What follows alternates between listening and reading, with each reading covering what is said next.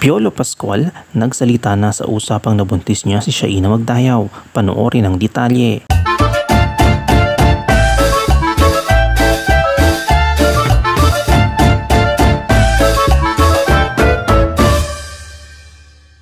Nagkasama sina Piolo Pascual at ilang mga videocon para sa kanyang concert itong Huwebes, October 19 sa Cao Manila Newport World Resort sa Pasay. Nang magpakilala bilang si Shaina, tila nagulat si Piolo at hindi alam kung ano ang isasagot. Ipinag-utos ni Nicole Cordobes, ang host, na magpakilala muna bago magtanong kay Piolo. Sa ganitong paraan, naging maayos ng pag-uusisa tungkol sa kanila ni Shaina Magdayaw. Naging usap-usapan ang kanilang pagkakasama sa ABS-CBN Ball na nagdulot ng intriga. Sa vlog ni OJ Diaz at Mama Loy, na-report nila ang kanilang pakikipag-usap kay Piolo Pascual o kay Shaina. Ngunit ayon sa kanila, naglalaro lang daw sa sayaw si Piolo kasamang dalawang ito. Ano nga ba ang tunay na relasyon ni na Piolo at Shaina? May namamagitan pa bang pagmamahalan sa kanilang dalawa?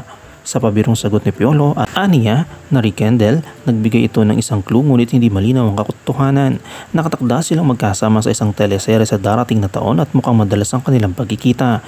Hindi naman isinasara ni Piolo ang posibilidad ngunit sa ngayon itinuturing niya itong trabaho bilang aktor. Sa kanyang pahayag ay sinabi, "Tingnan natin kung anong mangyayari kasi of course there's a pressure in the family, in the society, and she's been friends. She's always in our celebration. She's always there.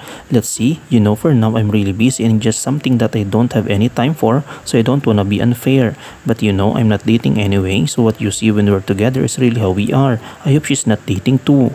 Kung napaka-successful na concert ni Piolo Pascual ang Ultimate Night with Piolo na ginanap sa Newport Performing Arts Theater noong October 20. Sa November ay lilipad siya pa North America sa 5-stop concert tour sa US at Canada. Pagbalik niya rito ay magiging alaga na siya sa promo ng 49th Metro Manila Film Festival, entry niyang Malyari sa Minto Rocky Productions.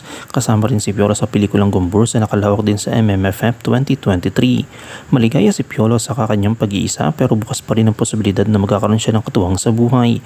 Kaya lang trabaho pa rin ang nasa isip niya kahit malapit na siyang mag-47.